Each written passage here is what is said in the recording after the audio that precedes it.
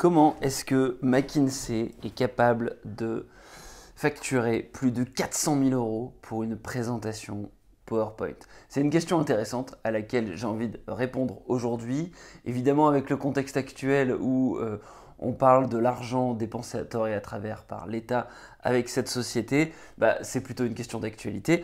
Mais c'est une question à laquelle Julia McDonald a répondu sur Twitter, sur un thread Twitter, et du coup j'avais envie tout simplement de lire ce thread avec toi, de te parcourir un framework qu'elle propose. C'est une ancienne de McKinsey et elle propose en fait un framework en 7 étapes où elle explique comment McKinsey arrive à facturer plus de 400 000 euros pour une présentation. Donc ce que je te propose, c'est de dérouler la méthode qu'on déroule ensemble, et à la fin je te donnerai une mauvaise nouvelle et une bonne nouvelle. Une mauvaise nouvelle sur, malgré le tout, le fait d'avoir cette méthode, qu'est-ce qui va te manquer, et puis une bonne nouvelle sur qu'est-ce que ça va te permettre d'accomplir. Donc cette méthode, en fait, elle appelle ça le Hypothesis Driven Framework, donc un framework drivé par l'hypothèse. Et donc il y a 7 étapes. La première étape, c'est Gathering the Facts, donc rassembler les faits.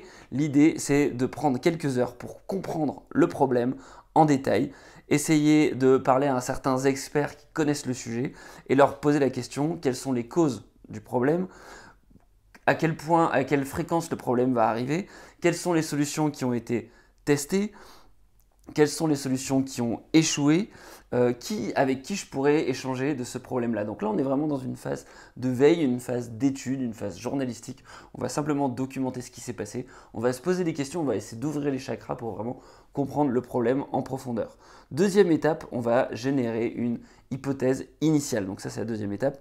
L'idée, c'est que tu ne peux pas résoudre un problème si tu n'as pas un semblant de direction. Donc, basé sur les faits initiaux que tu as réunis dans la première étape, à ton avis, qu'est-ce qui cause ça? Quel est le sujet? Quel est le facteur que tu vas analyser dans ta réflexion et le facteur le plus important que tu vas essayer de corriger? Et ensuite, ce que tu vas faire, troisième étape, c'est construire un arbre elle appelle ça une issue tree, donc en anglais, j'imagine que ça va être un arbre de causalité, de cause à conséquence, où tu vas partir du problème et tu vas essayer de, à chaque fois, identifier des sous-problèmes et puis des sous-sous-sous-problèmes.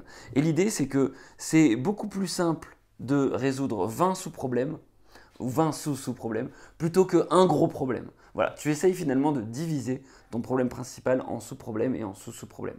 Et ça, c'est donc la troisième étape. Quatrième étape, maintenant que tu as analysé tes 20 micro-problèmes, ce que tu vas faire, c'est que tu vas faire un zoom out, tu vas dézoomer, et tu vas essayer de regarder la big picture à nouveau. Et cette fois-ci, essayer de te dire qu'est-ce qui cause le problème principal, donc potentiellement identifier les 2, 3, 4 causes principales, les 2, 3, 4 micro-problèmes principaux, et te dire comment est-ce qu'on peut résoudre ce problème, et essayer de résumer ça sous une forme simple, c'est d'avoir une recommandation très claire. Et donc maintenant, l'idée, c'est d'avoir une phrase claire qui représente ta recommandation principale. Pour résoudre ce gros problème, je propose d'atteindre tel et tel et tel objectif en résolvant tel et tel et tel sous-problème.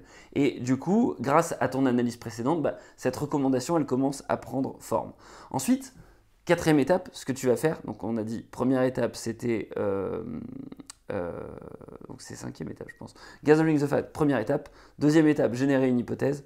Troisième étape, construire un arbre de conséquences. Quatrième étape, avoir une big picture et formuler une recommandation. Cinquième étape, elle appelle ça l'étape Set the Stage avec le framework SPQA. Et sur cette cinquième étape, ce que tu vas faire, c'est mettre en valeur finalement ta recommandation en structurant finalement ton message avec ces 4 étapes pour donc ces quatre étapes: situation, problème, question et réponse, answer. Donc quel est le problème? Pourquoi c'est un problème? Quelle est la question principale que le client va se poser? Et puis, qu'est-ce que toi, tu recommandes?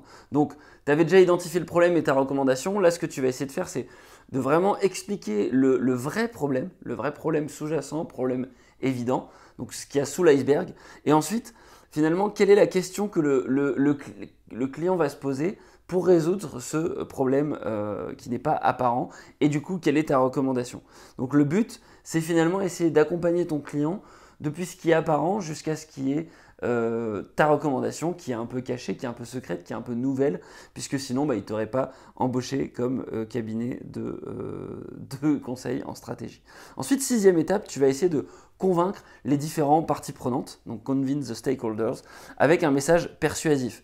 Pour ça, ce que tu vas faire, c'est utiliser le Pyramid Principle, donc c'est le principe de la pyramide, et l'idée c'est de partir de ta recommandation, de te poser la question sur quels sont mes arguments et d'identifier un certain nombre d'arguments. Donc pourquoi finalement je formule cette recommandation?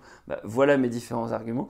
Et ensuite d'avancer à chaque fois des évidences ou des preuves sur chacun de ces arguments. Donc c'est des preuves chiffrées, c'est des faits incontestables, c'est des études, c'est des benchmarks, des comparatifs, c'est des travaux qui vont, qui vont venir apporter du confort, apporter du crédit finalement à tes arguments, et tous ces arguments, eux, ils doivent soutenir ta recommandation principale.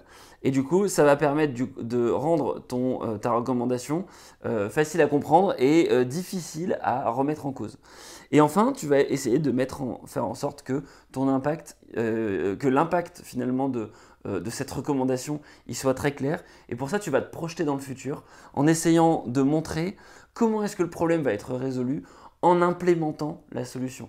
Implémenter la solution, ça veut dire prendre tout ce travail théorique-là et essayer de construire un projet en expliquant chaque étape de la solution et de construire véritablement un plan d'action en expliquant pour chacune des actions quels vont être les bénéfices de ces actions et quelles vont être les différentes étapes pour avoir encore plus d'impact ensuite. Et du coup, l'idée, c'est que tu vas pouvoir persuader ton client d'adopter ta recommandation, mais aussi vendre et survendre de nouveaux engagements qui pourront avoir des bénéfices supplémentaires. Donc si on résume, gathering the facts, donc c'est rassembler les faits, créer un arbre de conséquences. 3, essayer de faire en sorte d'avoir un message très clair. Vendre ton message avec le framework SPQA.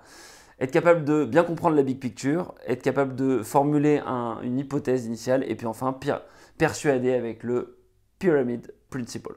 Voilà, donc une fois qu'on sait ça, on a compris que finalement cette méthode, c'est une forme de travail d'argumentation pour essayer d'abord dans un premier temps de trouver des solutions à ton client et ensuite de réussir à vendre ces solutions à ton client.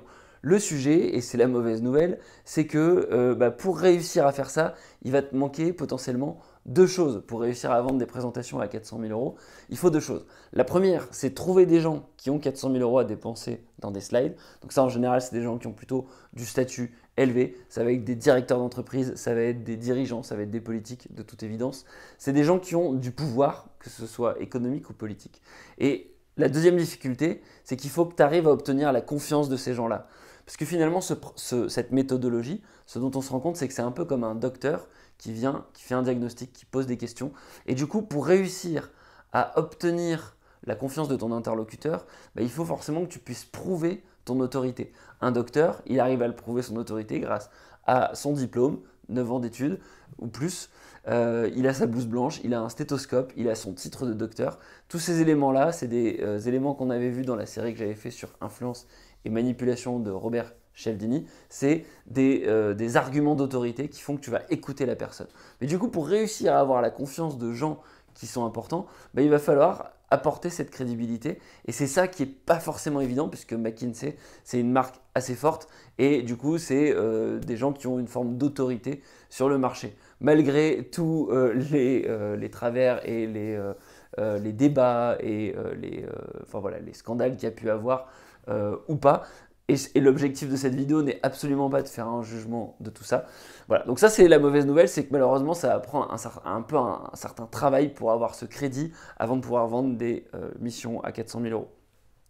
La bonne nouvelle, c'est que tu peux utiliser ce framework dans ton contexte, quelle que soit ta situation, que tu sois étudiant, salarié, manager, et pas forcément dirigeant, et pas forcément directeur d'un cabinet de conseil. Mais en fait, tu peux utiliser ce framework-là pour essayer de résoudre des problèmes et vendre tes solutions avec ce framework, finalement, cette réflexion.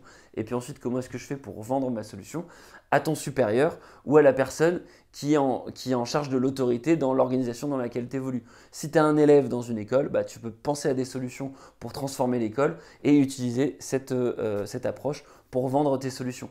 Et si tu es un salarié dans une entreprise, bah, tu peux identifier des axes d'amélioration dans la boîte et essayer de réfléchir à ça pour du coup proposer un projet qui va te permettre de toi faire évoluer ta fiche de poste. Et c'est tout le sens de cette chaîne Active Worker, c'est de prendre son autonomie, c'est d'être capable finalement de vendre des projets en interne et être capable du coup d'évoluer et puis de proposer de bouger les lignes. Et voilà. Donc ça c'est la bonne nouvelle et tu peux l'utiliser avec ce framework. Ce framework, il est un peu illustré dans le livre The Pyramid Principle de Barbara Minto. Je te mets le lien en description parce que c'est un livre intéressant qui est un peu une référence dans le monde du conseil. Donc si tu veux creuser ça davantage, disons qu'elle a plutôt détaillé cette approche-là dans ce livre. Et puis moi je te dis à la prochaine. Ciao ciao.